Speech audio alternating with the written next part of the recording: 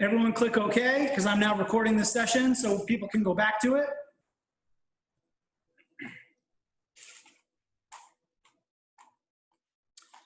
Do you want to go to present mode? Oh, thank you. That's better. Thank you, Amanda.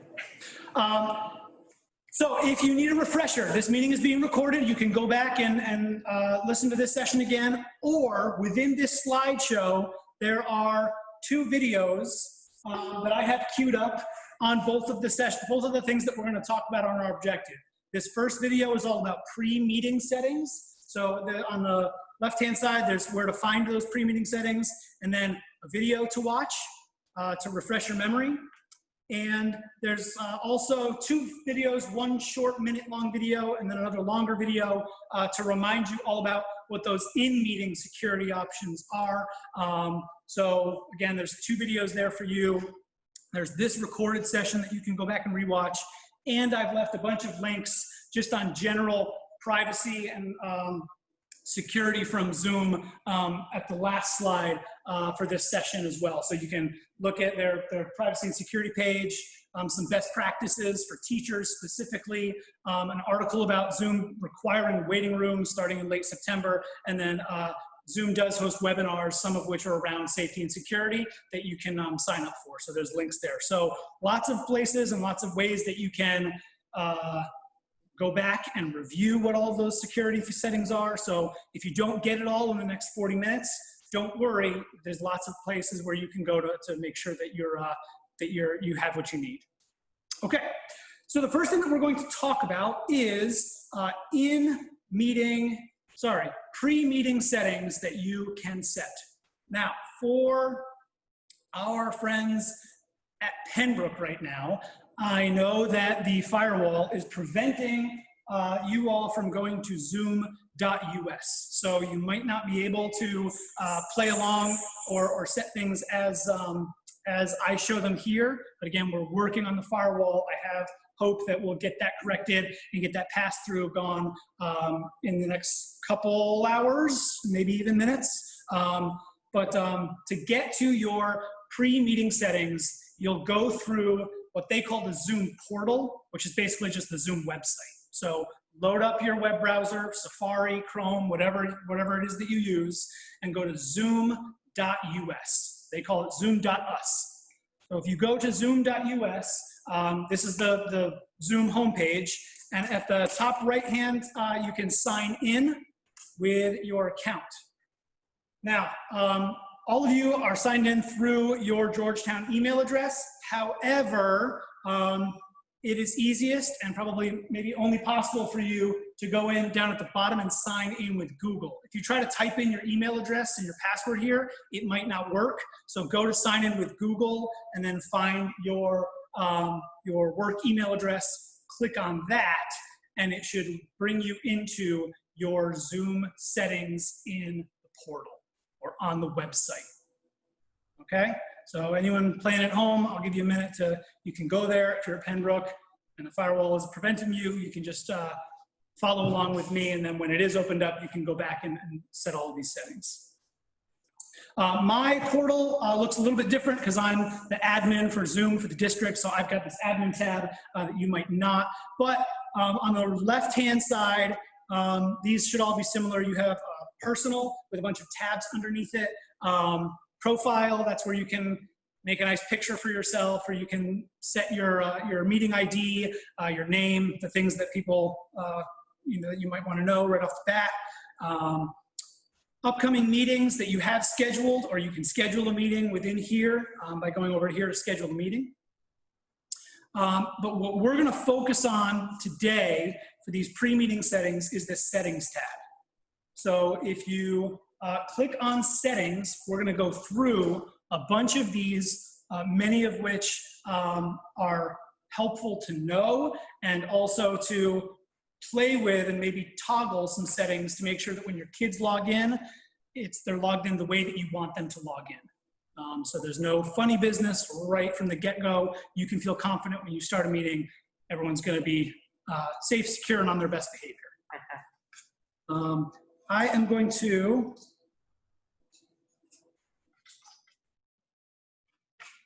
All right, so I'm going to try to keep an eye on the chat as well, but the good thing about one of the settings that we can show you is I have a co-host for this meeting. So Ms. Trudeau, Emily, our new hire, has offered to be our co-host. So anyone that's hanging in the waiting room, she's going to keep track of and let them in. If there's a question that pops up in the chat that I'm not paying attention to 100%, Emily can flag me down. So please drop a message in the chat. She has access to it because she's my co-host. So if you're fortunate enough to have another Zoom user in your classrooms, you can set a co-host and kind of tag team some things to make sure that you're taking care of everything. We'll go over that in a little bit.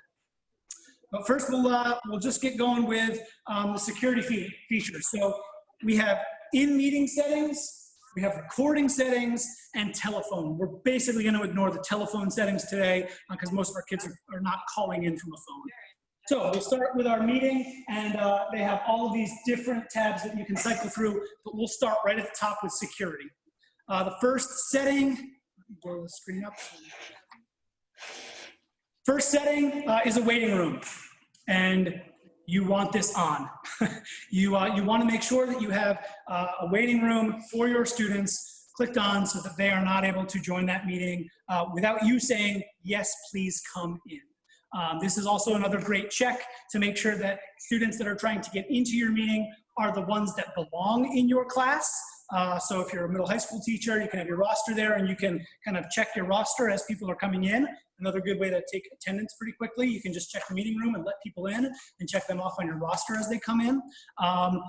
And to make sure that we know who students are. We don't want, Johnny's mom to give him his iPad and then it's under her name, but she's got a different last name and we don't know who the student is who's coming in. We want to make sure that we're using the waiting room to make sure that students are labeled correctly and properly so we can know who people are and so we can take attendance. There are some nice options within the meeting room. If you go down here to customize waiting room, anything with a pencil that you see here, you can change. So you can have a logo for your waiting room. Colin, hang on. Back to the waiting room. Go ahead, Margaret. So if you notice that someone is trying to get in, but they're not named correctly or only, they've got like an alias or only their first name or phone number, is there a way to speak to them? There is, yes. So you won't be able to see it because I'm sharing my screen, but the people in the room will, and I'm going to take a screenshot real quick. I'm going to stop sharing my screen. We don't have anyone in the waiting room right now. Hey, someone jump off of this meeting.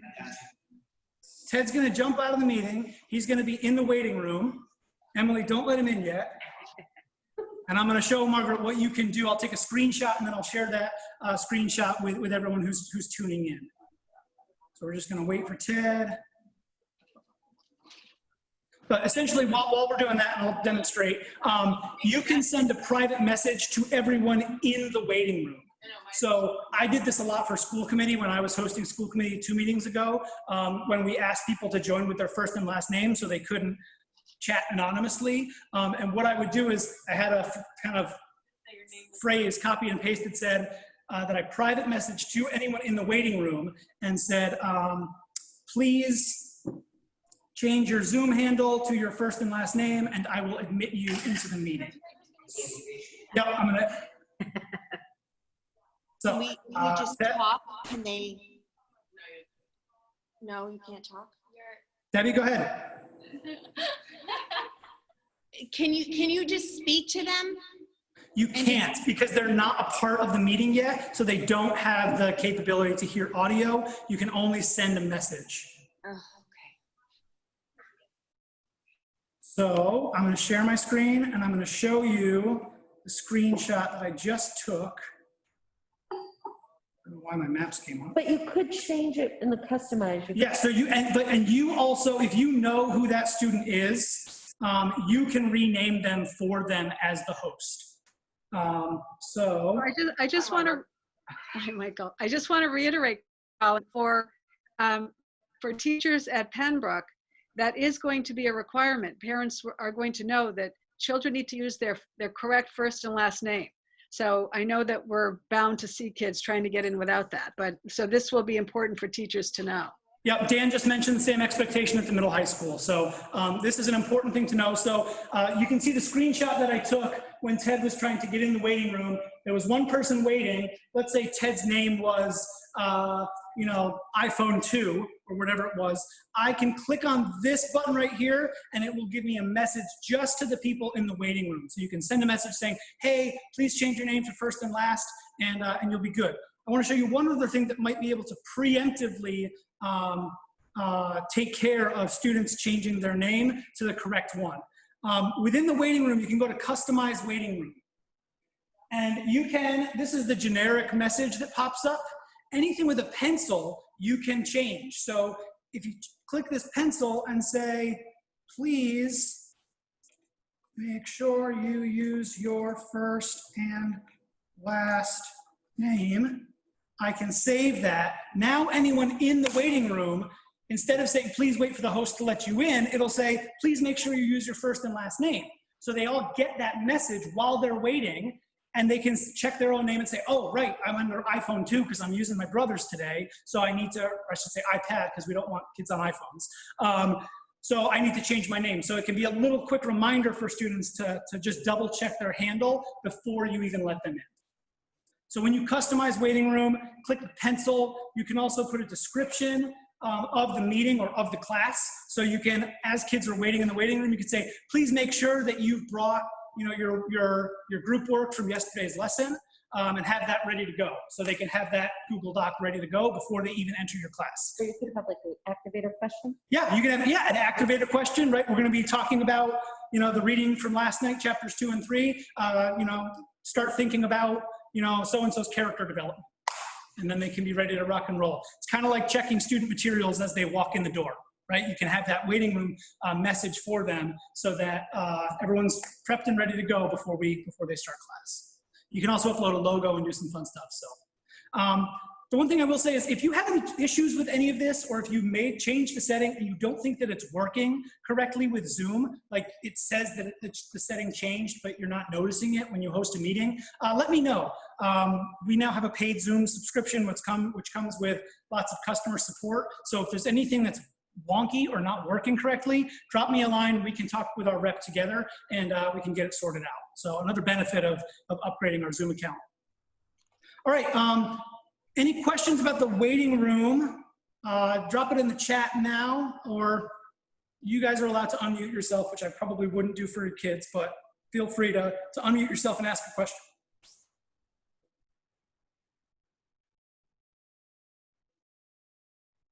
Okay, let's move on.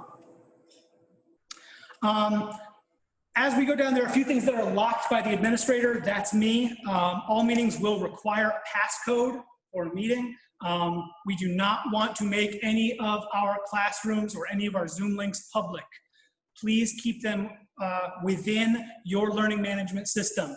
So Schoology at the middle high school, Google Classroom within Pembroke, that's where you can put the links.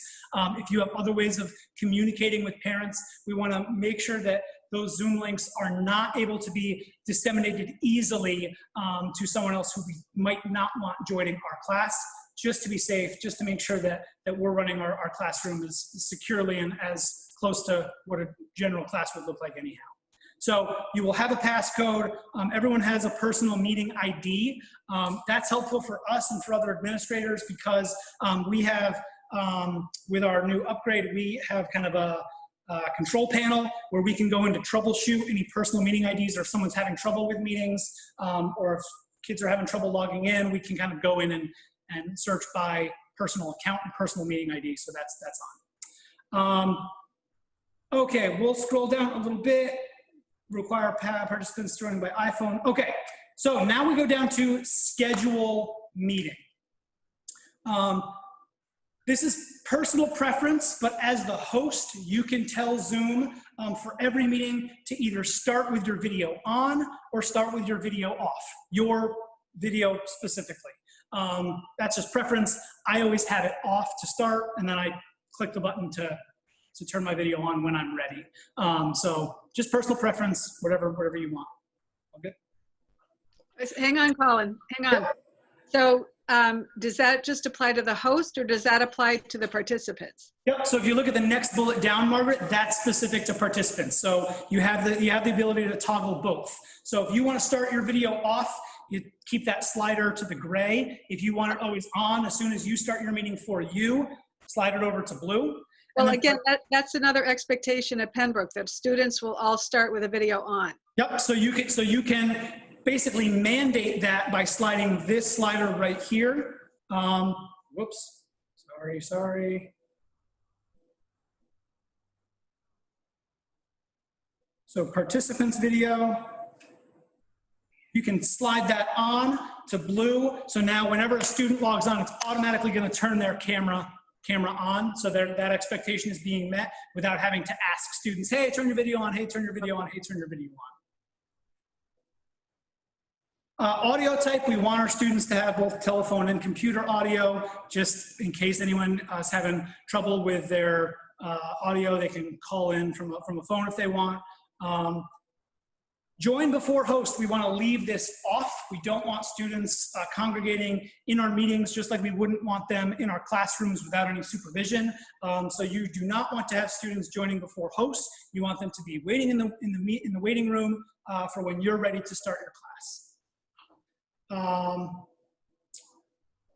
This is another very important one. Mute participants upon entry. This is going to really help the start of your classes to make sure that it is not a chaotic audio mess when every student is coming in at the same time.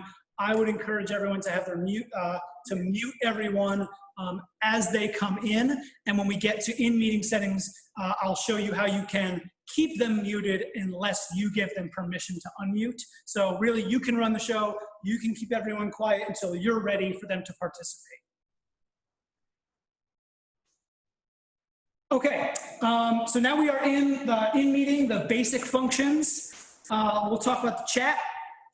So you can allow participants to send a message within the chat. So you either can have the chat on or you can have the chat off in these pre-meeting settings. Within the meeting, and we'll go over that in a minute, you can control who students can chat with once you get into the meeting. But if you anticipate using the chat feature at all, I would have this on so students can be able to send the teacher or potentially their peers a message if that's part of your lesson for the day.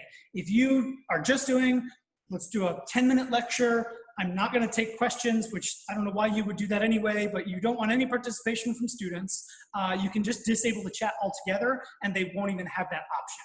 Again, I would leave this toggled on because you can adjust the chat as you see fit when you're within a meeting, and we'll talk about that in a little bit. Private chat, however, I think just for my own worries and safety, I would turn the private chat off so that students are not able to send messages to each other within a meeting. So the options for chat are basically, it's off for everyone, it's on for everyone, but every message is a public message. So anything that a student types in the chat is visible to everyone within that class, or just a private message, just a teacher. Amanda, go ahead. Is there a benefit to having participants save the chat, or should I toggle that off? I think that, I mean, you can, so Amanda's talking, so the question was, not sure if everyone heard it, prevent participants from saving chat. I would have that toggled off, just on the off chance that a student puts something inappropriate in the chat, and then all of their peers save that chat and start passing it around saying, look, what Johnny did, wasn't that so funny? If they can't save the chat, I think it's one less thing for you to worry about and to manage. Because then you would have to be monitoring that chat at all times, make sure someone doesn't post something and then it's saved and shared around the building. Hey, Colin. Yep. This is Debbie. So I just tried to do that, and if you allow yourself to save the chat, it's not letting me prevent participants from saving the chat. It's either one or the other.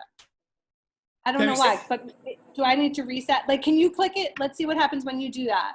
with auto-saving chat. Okay. So I Okay. guess I have to reset. Mine's Yeah. just not letting me do it, so it must be. Okay. When you save it, this is the message that pops up. Oh, right. Okay, good. I got a message that popped up. This option has been changed. An updated version enough. Oh, yeah, so any of the options, any of the options with like a little V next to it, it requires a certain version of Zoom. So if we don't have the most updated version, you might not be able to enable all of those things. So we'll go through how to update at another time. But again, keep sending me those questions. Send them an email, Okay, thanks. drop them in the chat, because I'm still learning along with you all. So I Hey, Colin, probably got a couple weeks head start. Yeah, who's that? Go ahead. Fogarty. So I just checked the prevent participants from saving chat, and it says, the pop-up box says you have enabled save chat messages from the meeting in a cloud recording. You can go to the recording settings to turn it off and not share the chat along with the recording. Looks like it takes chat away from the original recording. So one of the features of our upgraded Zoom account is we have cloud recording now, so you can either record the meeting onto your computer or into Zoom's cloud-based function. There's only about a ½ gig of storage for each person's cloud storage.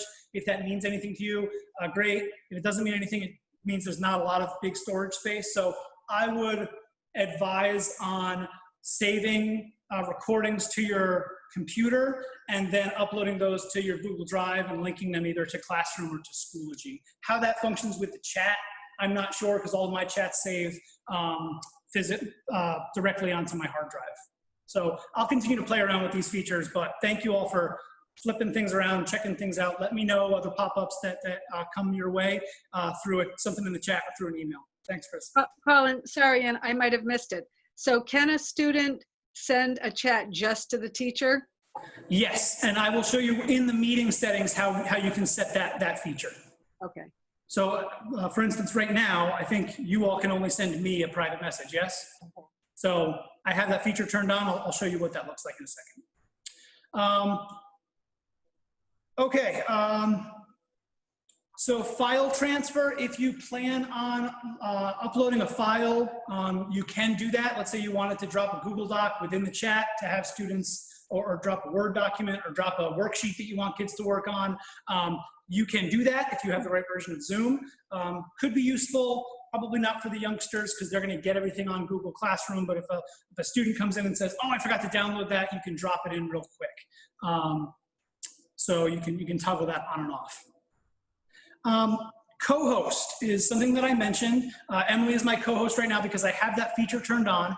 If you're fortunate enough to have someone else in your classroom with you, I would suggest making them a co-host. And basically what that does is it gives them all of the features of a host except for ending the meeting. The host can only really end the meeting, but a co-host can manage the waiting room, can look at the chat, can kind of do all of the features, can mute people, can unmute people. They have all the features that the host does. So the host can be focused on the lesson that they're teaching, and maybe the co-host can monitor what's going on either at home or within Zoom itself. So a very helpful thing to have. Yeah, Ted, go ahead. I tried to do something like this last spring. You make someone else the co-host, and then you need to leave the meeting. I think that ends the meeting. Yeah. Okay. So you can do two things. You can make someone the co-host, and then you can kind of work in tandem. But if you get called out because of an emergency, but you need your class to continue and someone else can take over, you can transfer the hosting capabilities to someone else. So you can click on their name, click on more, and say make host. They'll get a pop-up that says, Colin would like to make you the host. Ted would click OK, and then he's in charge and he's running the show. Okay. Polling. This is a pretty cool feature of Zoom, something that I haven't played around with much. It's a setting here. If you wanted to do a quick formative assessment for your kids within Zoom, it has a polling feature similar to like Poll Everywhere, if anyone's familiar with that. Website where you can ask a question, people can respond, you get the real-time results from that poll. Again, I haven't played around with it much.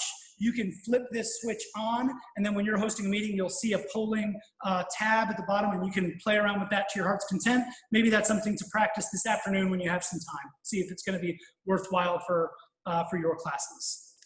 All right, screen sharing. This is an important one. Allow hosted participants to share their screen or content during meetings. If you as the host need to share your screen, you need to turn this on. Within the meeting settings, which we're going to get to in a minute, you can control who is able to share their screen, either everyone in your class or just the host. My guess is for the majority of the time that you're working with kids, it's just going to be the host that is able to share their screen. However, there might be times where you want a student to demonstrate something by sharing their screen. You can give them that capability, but the host always has the option to stop sharing that screen at any time should something get funky. So that's what I'll say about that, and let people refer to the school committee meeting if they need further Colin, I have a question. Go ahead, Carrie.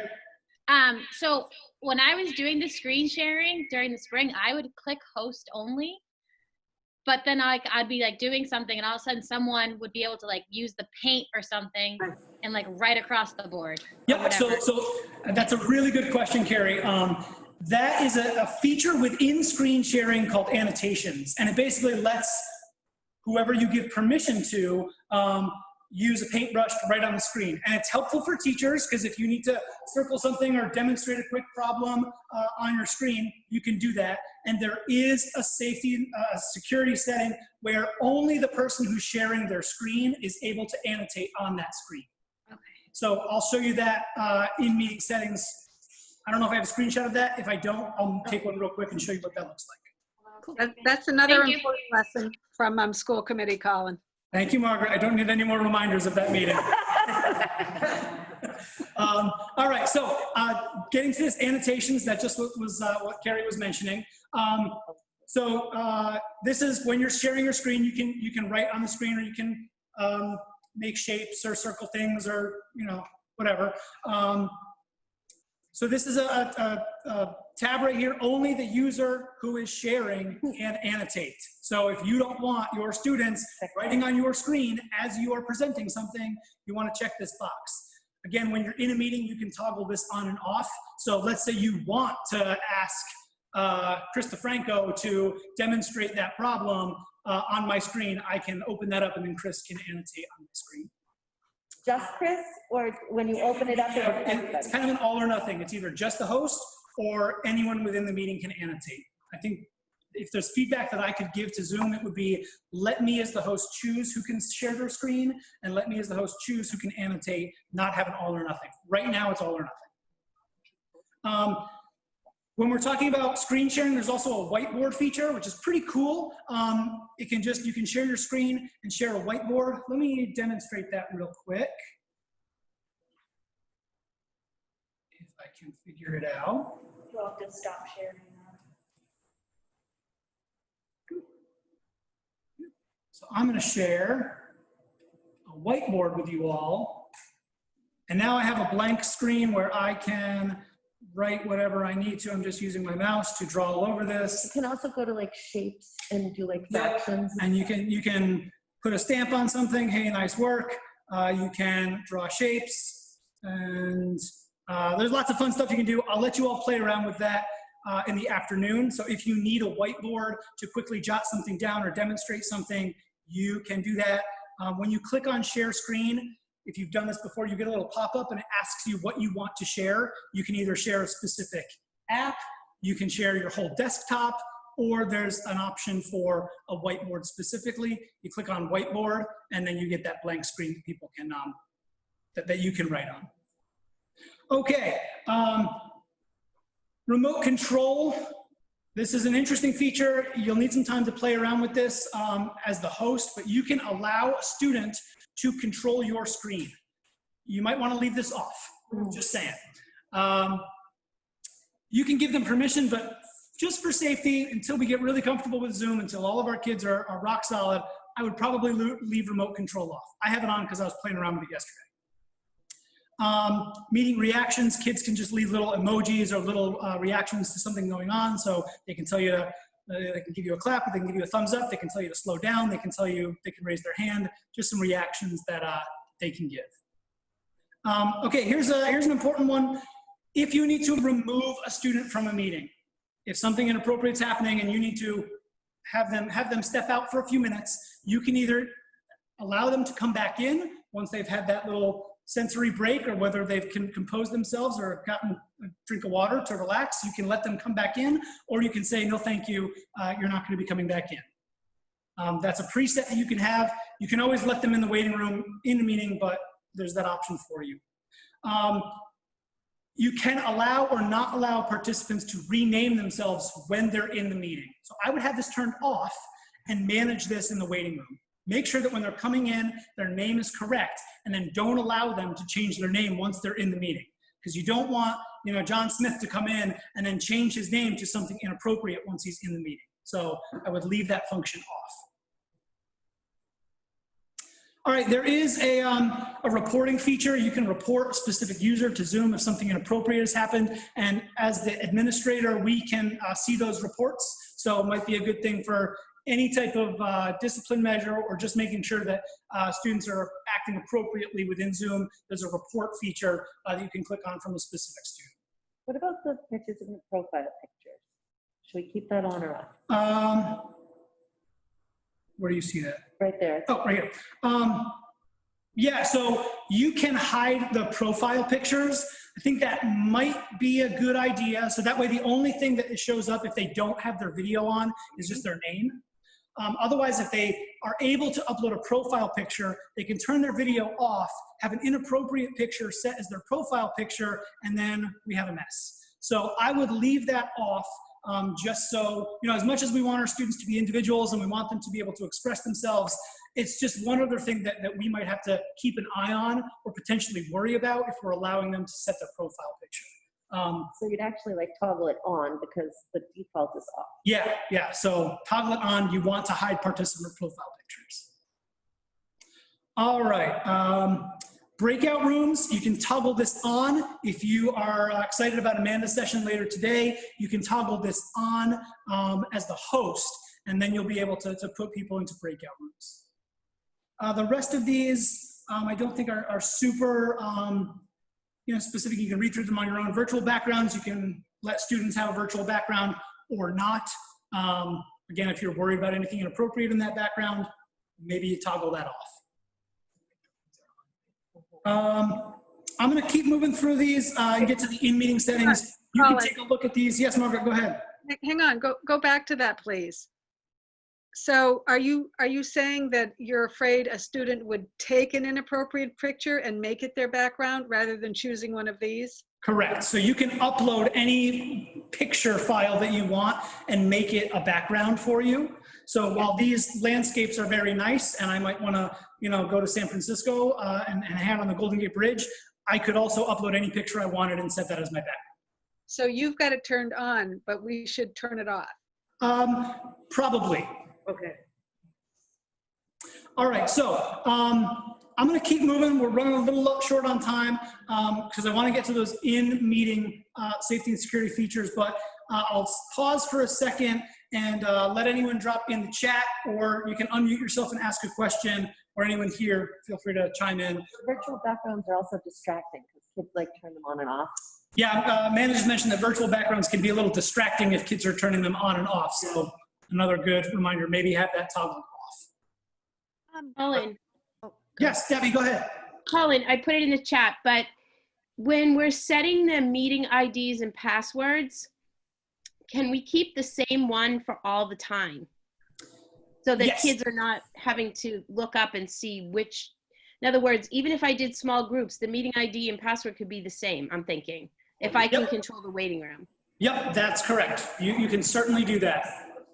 And probably recommend it so then there's one less variable for people to worry about finding or losing or setting. Right, okay. Can I go back to the virtual backgrounds question? Sure, Sandra. So I don't know if we've discussed this, but I'm sure there are students who may not have the best circumstances at home, or maybe not the best place where they do the work, or that other kids can maybe make fun of or whatever. If we're removing that feature, then that student is going to have to show where they are. Yeah, that's a good point. Anyone that listened to This American Life this weekend, it was all on school reopenings. There was a story of a student who repainted his entire bedroom for the first day of school because he was embarrassed about the color of his bedroom from when he was like 7 years old, and he wanted to change it as he was starting high school. I thought that was an interesting perspective into how students are interacting with each other now online. So I think that's a good point, Sandra, and really probably up to the expectations that you're setting as the teacher and the classroom management that you have, and the expectations that you're setting for your kids. So that's why I said, you have the ability to toggle it on and off. I'll let school-based administrators make that decision if they want to make something call one way or another, but I just wanted to show the settings and where you can find it to flip it on and off. So, I will articulate that for Pembroke, Sandra, but it is an expectation that children will show their face before every Zoom. And I see it as the opposite. I want to make sure that children are there and they're well. And I do think that there probably is a door or a sheet or something that can be used as a background for that initial face. And then through the parent working with the teacher, if for whatever reason a student is not comfortable or not able to show their face for the entire Zoom, then that would be a prearranged discussion. But I think at the elementary level, it's very important that we see a child's face at the beginning of at least the day.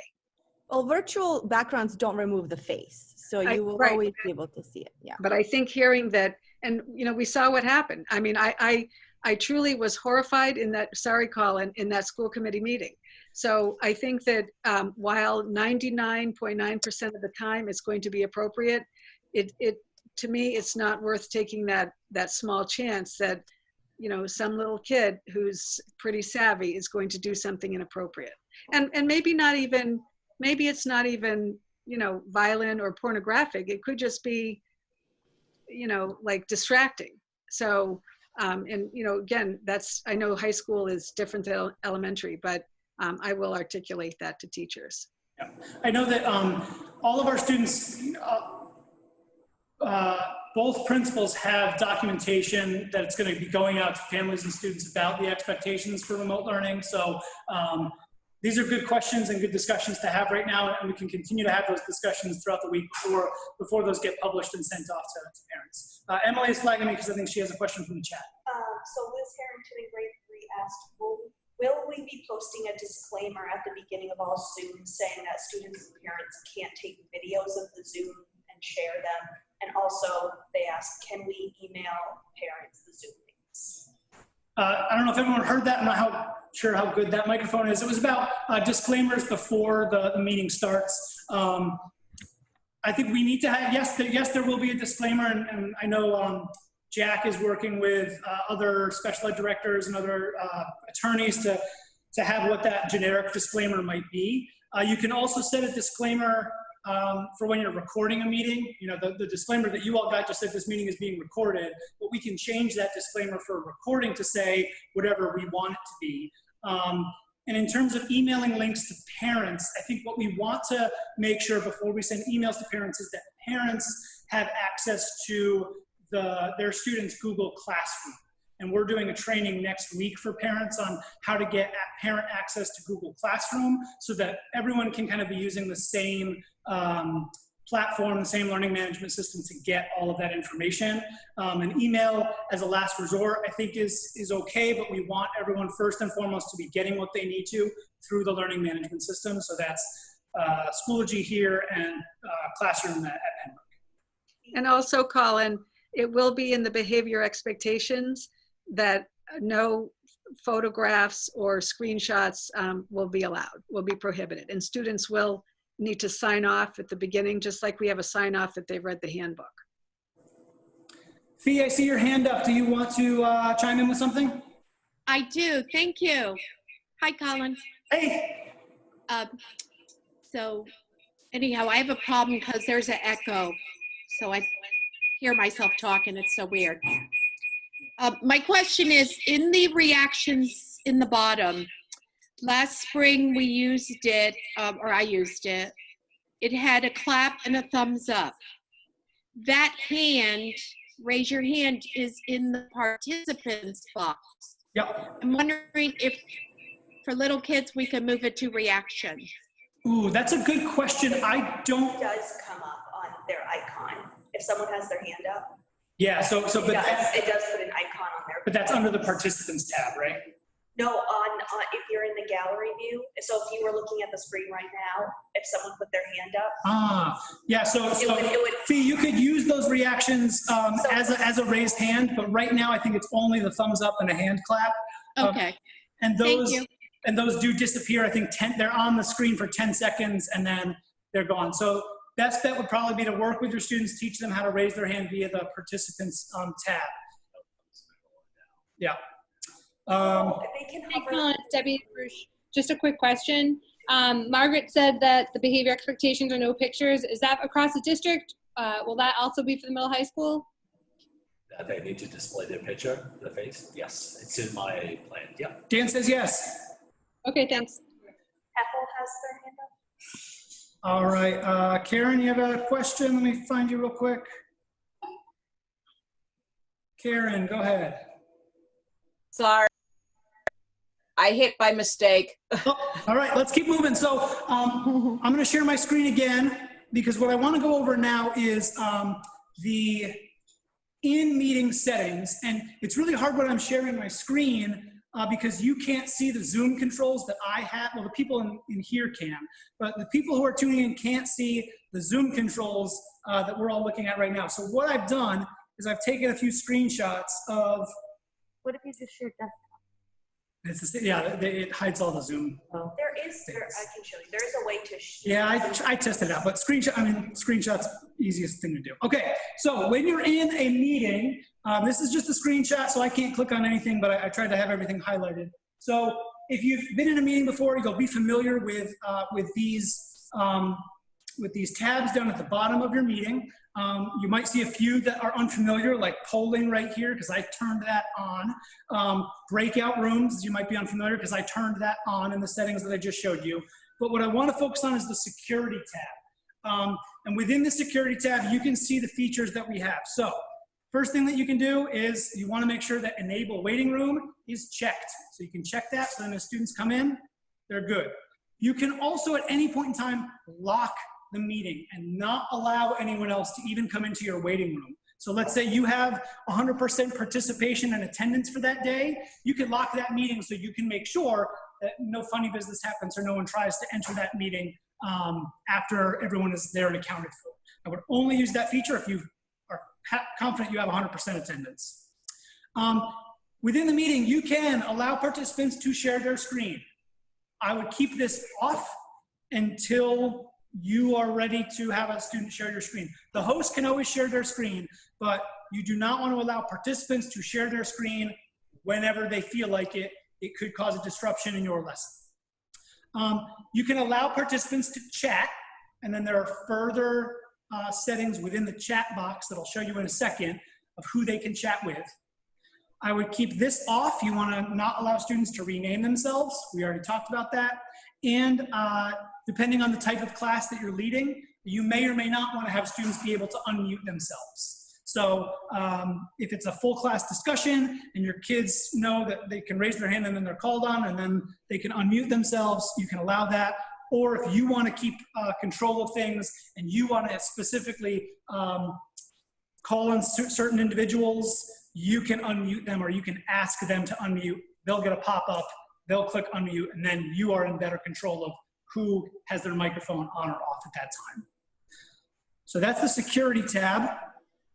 Under the participants tab, so if you were to click on participants here, you would get either in a pop-up window or over to the side of your Zoom meeting, participants, and you can quickly mute everyone really quickly. If you just want to lock everything down, hey, everyone's muted, I'm talking now, listen up. And if you click on more, there are lots of other settings that you can do within your meeting and toggle on and off depending on what's going on in your lesson.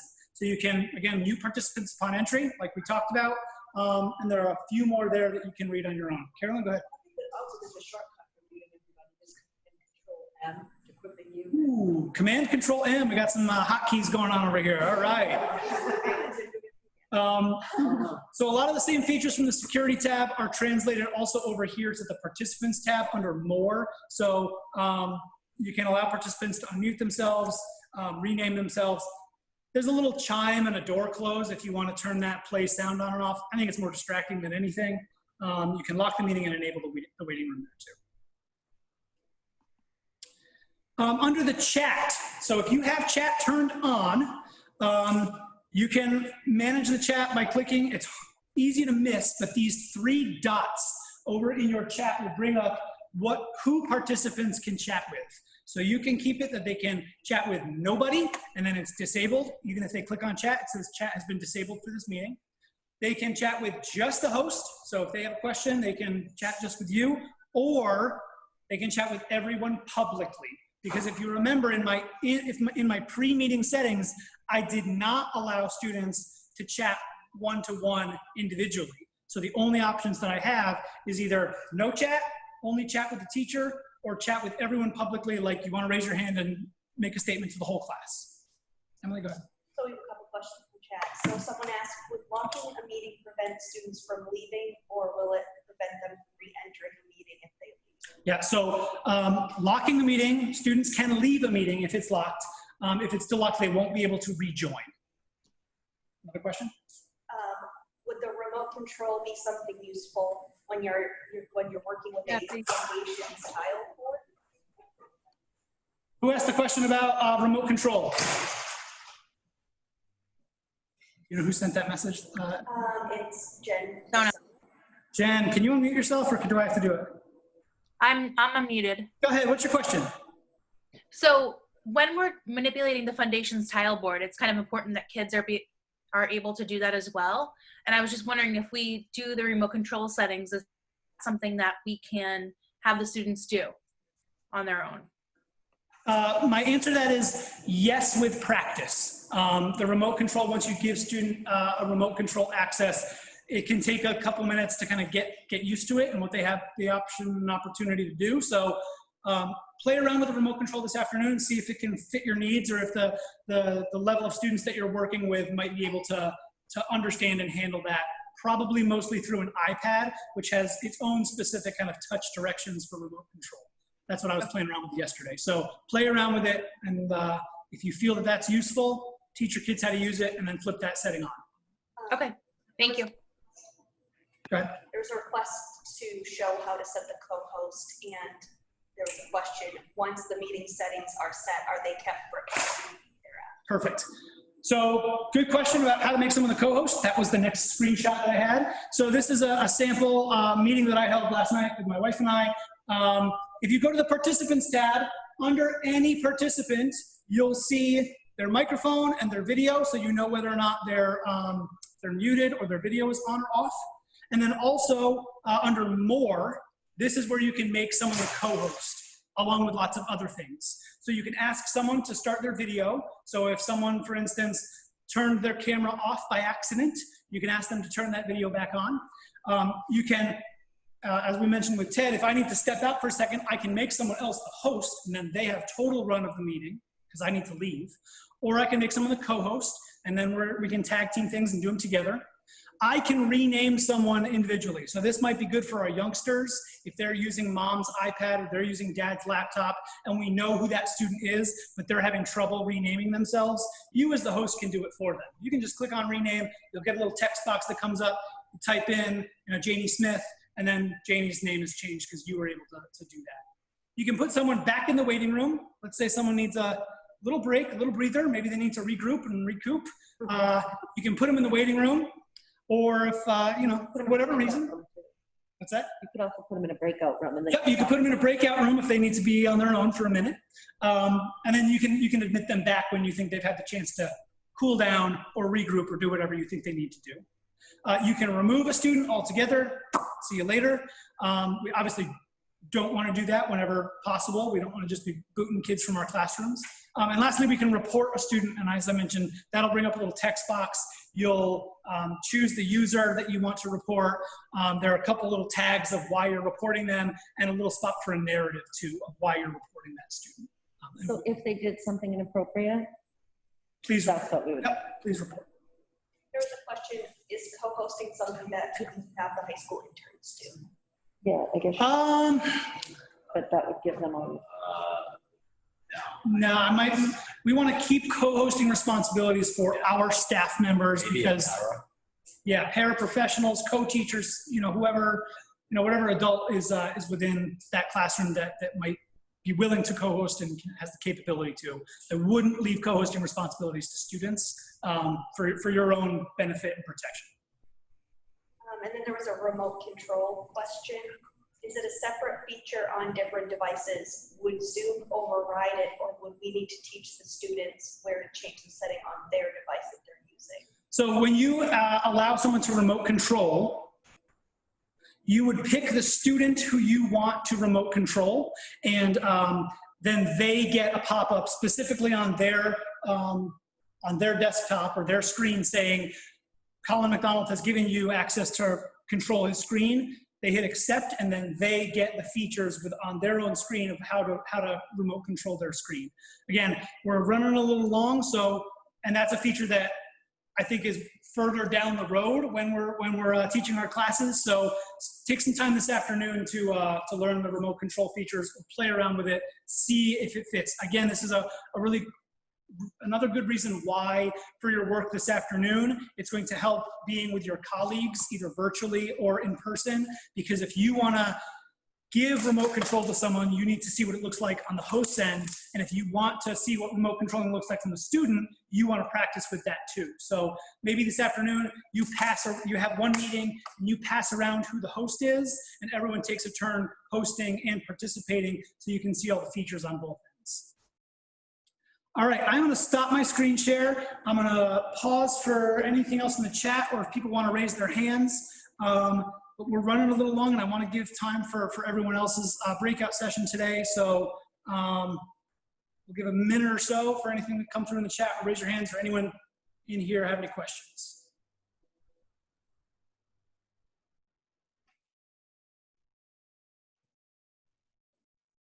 Teacher wait time is a lot longer on Zoom than it probably would be in a normal classroom. Colin, yes. For reporting behavior, inappropriate, that would be to administration or to Zoom itself?